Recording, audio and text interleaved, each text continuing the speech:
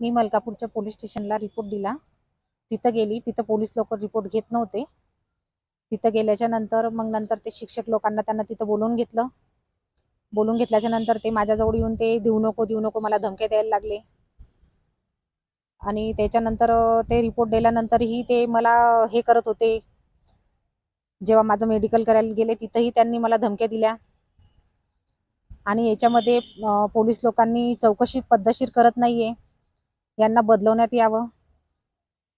SP साहेबांना माझी अशी हे आहे की बा त्यांनी हे याच्यात लक्ष व्यवस्थित घालावं. चौकशी बरोबर करत नाही, नेमकं काय करताय? चौकशी बरोबर करत नाहीये. मला असं वाटतं की यांनी याच्यात पैसे खाल्लेले आहे म्हणून हे व्यवस्थित चौकशी करत नाही. एका दिवसातच PCR न घेता यांना MCR घेतला.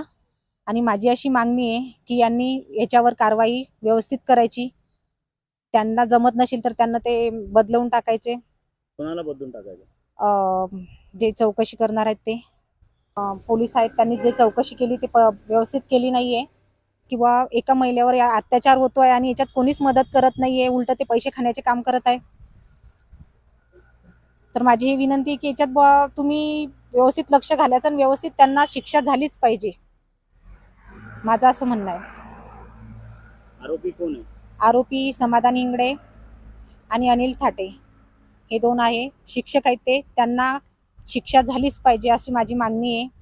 4/2025 रोजी मलकापूर शहर पोलीस स्टेशन येथे पीडितेने दिलेल्या तक्रारीनुसार नूतन विद्यालय या ठिकाणी कार्यरत असणारे 2 शिक्षक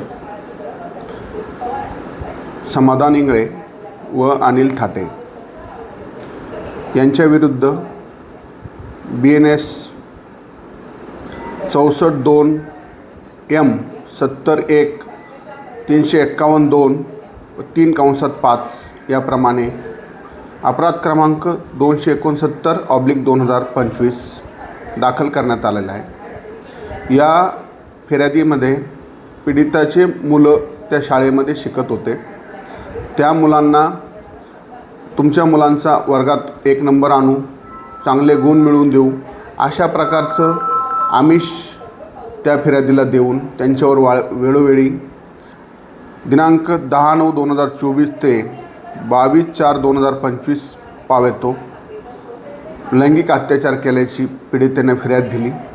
त्यावरून गुन्हा दाखल करून दोन्ही शिक्षकांना आरोपितांना अटक केलेली आहे व मान्य न्यायालयाच्या आदेशाने दिनांक 23/4/2025 रोजी त्यांचा MCR मंजूर होऊन त्यांना जिल्हा कारागृह बुलढाणा या ठिकाणी ठेवण्यात आलेले आहे.